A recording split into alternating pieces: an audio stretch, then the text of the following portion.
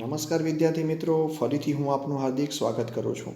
તમે નિહાળી રહ્યા છો wiring, estimating, costing and contracting lecture series, જેની અંદર આપણે ચેપ્ટર નંબર 2 એસ્ટિમેશન અને એના સ્ટેપ્સ વિશે જાણતા હતા કે એસ્ટિમેશન કઈ રીતે કાઢવાનું છે, એના કોન્ટ્રાક્ટ કઈ રીતે આપણે લઈશું. તો એસ્ટિમેશન માટે આપણે બહોળો ખ્યાલ લીધો લાસ્ટ લેક્ચરની અંદર, જેની અંદર આપણે જોયું કે વૈજ્ઞાનિક અંદાજ અને આપણે એમને લગભગ અંદાજ હતો. બે પ્રકારના અંદાજો જોયા કે એ બંનેમાં શું ફરક હોય છે અને કયો બેટર છે.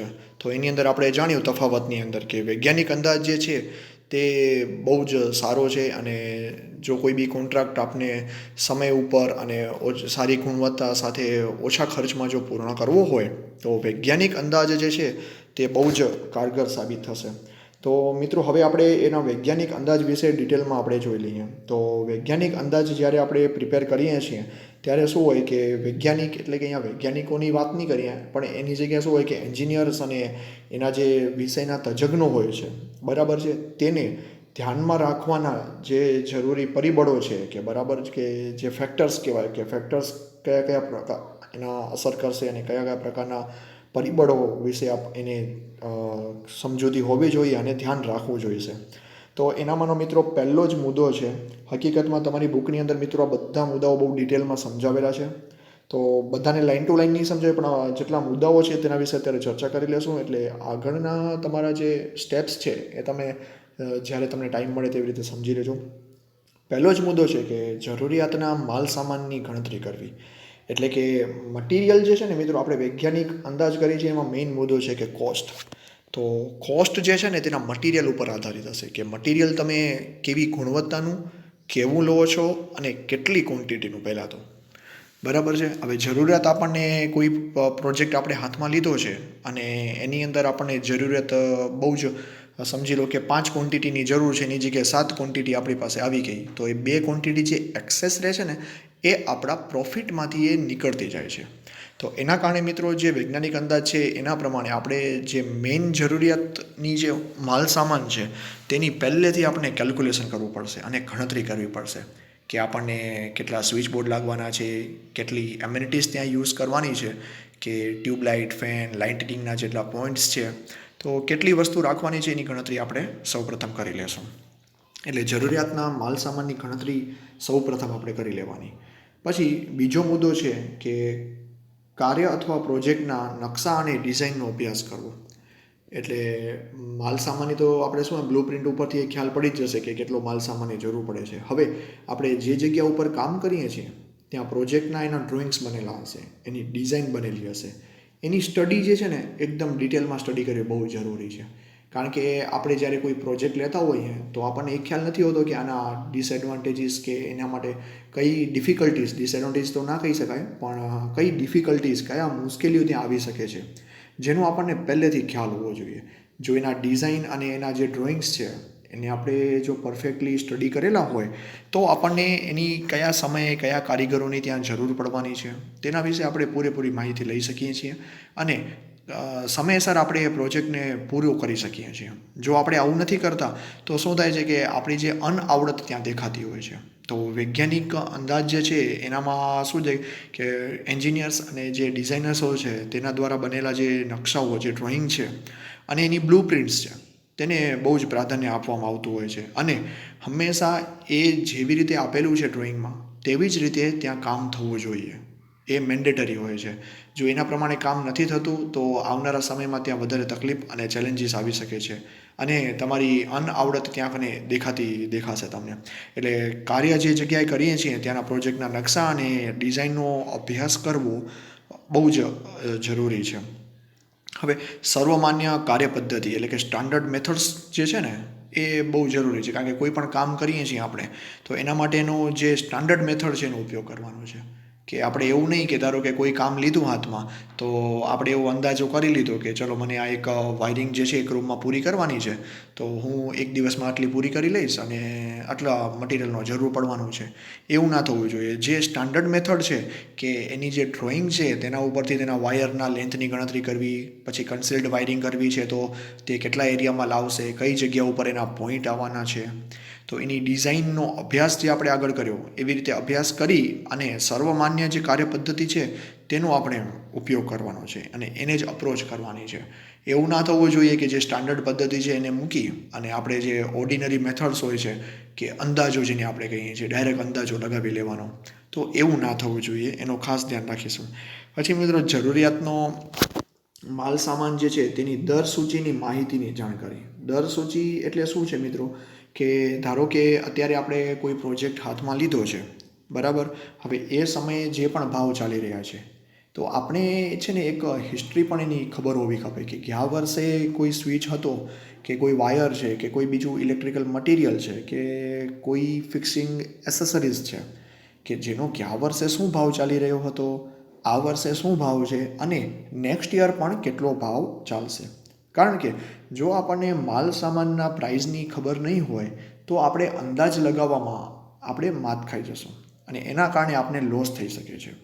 તો હવે આપણે ધારો કે કોઈ પ્રોજેક્ટ છે કે જે 2 વર્ષ સુધી ચાલવાનો છે, ધારો કે 2 years સુધી કોઈ પ્રોજેક્ટ ચાલવાનો છે, તો કોઈ બી મટીરિયલ આપણે અત્યારે બધું ખરીદી નહીં લઈએ, જ્યારે આપણે જરૂરિયાત પડતી હશે ત્યારે ખરીદીશું.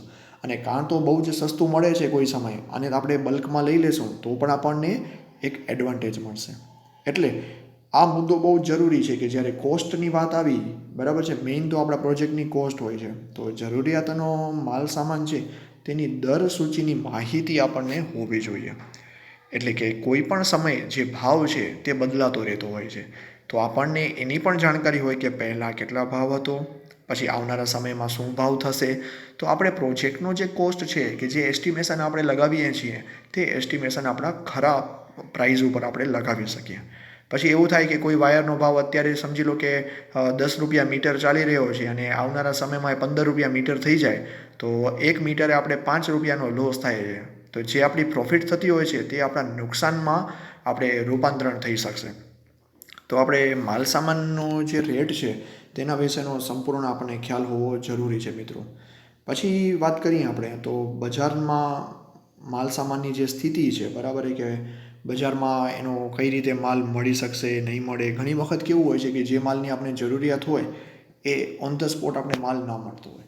તો આપણે જે કામ કરશું કે કોઈ પ્રોજેક્ટની જે ચાલી રહી છે, ધારો કે આપણને એમ ખ્યાલ પડે છે કે 3 દિવસ પછી કોઈ આ માલની આપણને જરૂર પડવાની છે, તો બજારમાં એ માલની સ્થિતિ જાણી લેવાની કે એ માલ જે છે આપણને આજે મળી જશે કે જે દિવસે આપણને કામ કરવાનું છે તે દિવસે મળી રહેશે.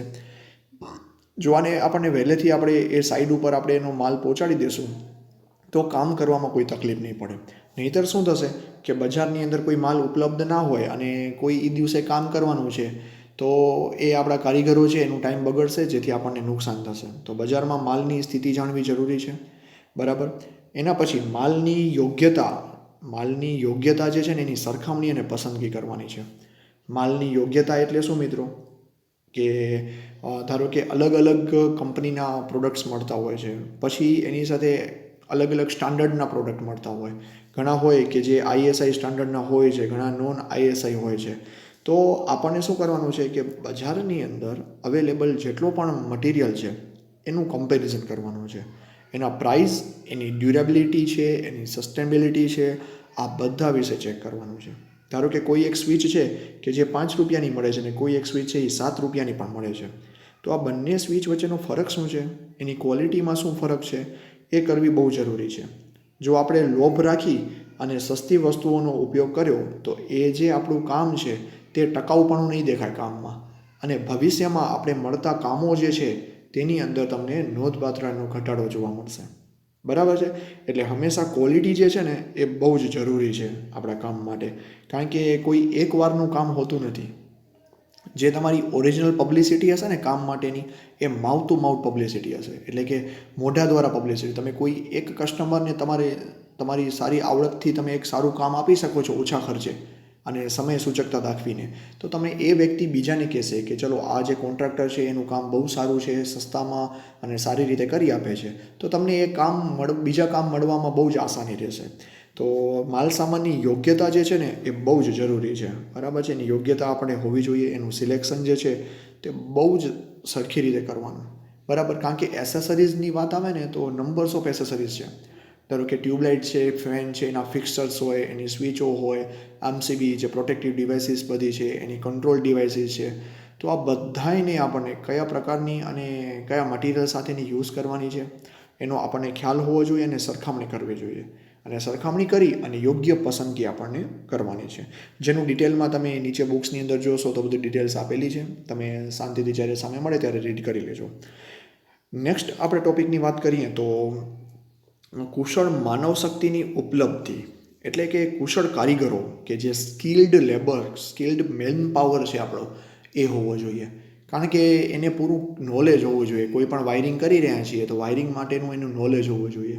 અને કઈ પ્રકારની વાયરિંગ છે એના માટે અલગ અલગ કુશળ કારીગરોની જરૂર પડતી હોય છે. તો કુશળ કારીગરો જે છે ને એ મળવા જોઈએ અને એનો જ ઉપયોગ થવો જોઈએ. એવું ના હોય કે ચિલ્લા ચાલુ કોઈ બી આપણે લેબર વર્ક રાખી દીધું અને એને કહી દીધું કે ચલો આ વાયરિંગ કરી લો. તો તમે જાણો છો કે વાયરિંગ જે છે ને બહુ અગત્યનો ભાગ છે કોઈ બી ઘર કે કોઈ બી ઇન્ડસ્ટ્રી હોય કે કોઈ પણ માટે. કારણ કે એની અંદર શોક સર્કિટ કે શોક લાગવાનો કે હ્યુમન બિંગને નુકસાન થવાનો કે કોઈ બી માલ સામાન છે ને નુકસાન થવાનો બહુ બધો ભય છે.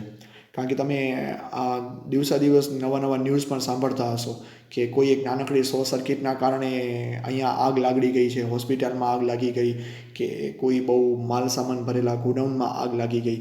તો આ બધાના જે કારણો છે ને મિત્રો, એ સૌથી મોટું કારણ હોય છે ઇલેક્ટ્રિકલ શોર્ટ સર્કિટ.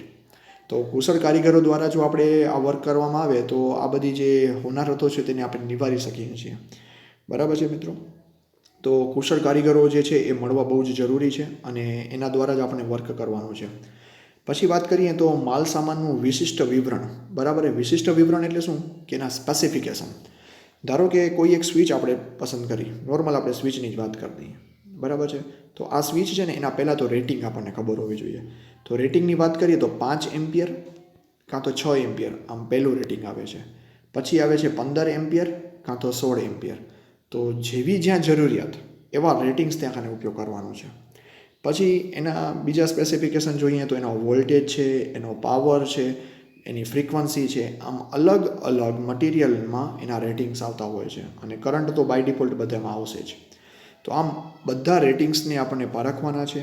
એનું મટિરિયલ જે છે એ શાનું બનેલું છે, પીવીસીનું છે, રબરનું છે, અને સપોઝ વાયર છે તો વાયરની કઈ ગુણવત્તાનો છે, એમાં કઈ રીતે ઇન્સ્યુલેશન કરેલું છે.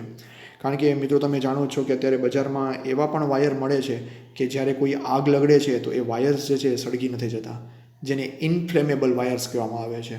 બરાબર છે? અત્યારે બજારમાં બહુ જ બધું એનું ચલણ વધી ગયું છે કે જ્યારે શોર્ટ સર્કિટ થાય તો આગ લગડે તો આગને એ બુઝાવી દે છે. એટલે કે આગ લગડતી નથી. કારણ કે એની રબરની અંદર છે ને એવા એન્ટી ફાયર એવા મટિરિયલનો ઉપયોગ થાય છે કે જે આગમાં કંટ્રોલ લઈ લે છે અને આગને આગળ વધવાથી રોકે છે. તો અલગ અલગ મટિરિયલ જે છે તેનું સ્પેસિફિકેશન જાણવું જરૂરી છે અને સ્પેસિફાઈડ મટિરિયલનો જ ત્યાં ઉપયોગ થાય તેનું ખાસ ધ્યાન રાખવાનું છે. અને આપણે પ્રીવિયસ લેક્ચર્સની અંદર ઘણા બધા એવા સ્પેસિફિકેશન જોઈ લીધા છે, એટલે ડિટેલમાં અત્યારે ચર્ચા નથી કરતા. બુકમાં તમારે ડિટેલમાં આપેલું છે, તમે સમજી લેજો. કારણ કે રેટિંગ્સ વિશે તો બધાને વધારે પડતો ખ્યાલ હોતો જ હોય છે કે કોઈ લેમ્પ છે કે કોઈ મટિરિયલ છે તો એના રેટિંગ્સ કેટલા હોય છે. પછી કાર્યસ્થળની પરિસ્થિતિ. બરાબર, પરિસ્થિતિ એટલે કે કઈ જગ્યા ઉપર આપણે કામ કરવાના છીએ. તો વૈજ્ઞાનિક અંદાજો લગાવતા હોઈએ ત્યારે કોઈ ઊંચાઈ ઉપર વર્ક થઈ રહ્યું છે, કોઈ હિલી એરિયા ઉપર વર્ક થઈ રહ્યું છે, ગરમી છે, ઠંડી છે. તો આ બધું કાર્યસ્થળની પરિસ્થિતિનો અંદાજ સૌથી પહેલાં લગાવવાનો છે કે આપણે જે જગ્યા ઉપર કામ કરશું એ જગ્યા ઉપર કયા પ્રકારના મટિરિયલનો ઉપયોગ કરીશું, કયા પ્રકારના લેબરનો ઉપયોગ કરી શકીશું. કારણ કે કોઈ એવા ટોપ ઉપર આપણે કામ કરી રહ્યા છીએ, ધારો કે બહુ હાઈ રાઇઝ બિલ્ડિંગ છે તો એની અંદર ક્યાંય આઉટર સરફેસમાં કંઈ કામ કરવું છે કે એસીની ફિટિંગ કરવી છે, તો એમાં કુશળ કારીગરોની આપણને બહુ જરૂરિયાત પડે છે. તો કાર્યસ્થળની પરિસ્થિતિ જાણવી બહુ જ જરૂરી છે મિત્રો, જેના દ્વારા આપણને શું મળશે ખ્યાલ કે કયા પ્રકારનું મટિરિયલ, કયા પ્રકારના લેબર્સનો ઉપયોગ આપણે કરીશું. એટલે આ બધી જે પોઈન્ટ્સની અત્યારે ચર્ચા કરી તે વૈજ્ઞાનિક અંદાજો જ્યારે આપણે લગાવતા હોઈએ ત્યારે એના જે તજજ્ઞો હોય છે, એના એન્જિનિયર્સ હોય છે, તેને આ બધા પરિબળો ઉપર ધ્યાન રાખી અને એનું વર્ક કરી અને એનું એસ્ટિમેશન કાઢવાનું હશે. જો આ બધા મુદ્દાઓનો જો આપણે એનો ચર્ચા ના કરીએ કે એનો ઉપયોગ ના કરીએ કે એને કોઈ ધ્યાનમાં ના રાખે તો એના અંદાજ ઉપર બહુ મોટી એવી અસર પડશે. એટલે એનું જે અંદાજપત્રક છે તેની અંદર પણ એનામાં કરેક્શન આવી શકે છે. એટલે કે બહુ ઓછા ભાવ આપણે ભરાવી જાય કે નુકસાન થઈ શકે છે પૈસાનું, બરાબર છે. તો ખાસ આ મુદ્દાઓનું ધ્યાન રાખીશું અને એક્ઝામ માટે પણ બહુ જ ઉપયોગી છે. તમને જો આ મુદ્દાઓ યાદ હોય તો એના વિશે તમારે ડિટેલમાં જો લખવાનું હોય તો 2 થી 3 લાઇનમાં તમે તમારા શબ્દોમાં લખાણ લખી શકો છો. એટલે સૌપ્રથમ આપણે મુદ્દાઓ વિશે વધારે ખ્યાલ હોવો જોઈએ. એટલે વૈજ્ઞાનિક અંદાજો આપણે કરતા હોઈએ ત્યારે ધ્યાનમાં લેવાના જે જરૂરી પરિબળો છે, factors of consideration while scientific estimation, જેના વિશે અત્યારે આપણે ખ્યાલ લીધો છે. આશા રાખું છું કે તમને લેક્ચરની અંદર ખ્યાલ પડી ગયો હશે. અને જો થોડી ઘણી તકલીફ લાગતી હોય તો વિડીયોને ફરીથી નિહાળજો. અને જો હજુ પણ વધારે તકલીફ પડતી હોય તો મને પર્સનલી કોલ કરીને પણ તમે પૂછી શકો છો. ધન્યવાદ વિદ્યાર્થી મિત્રો.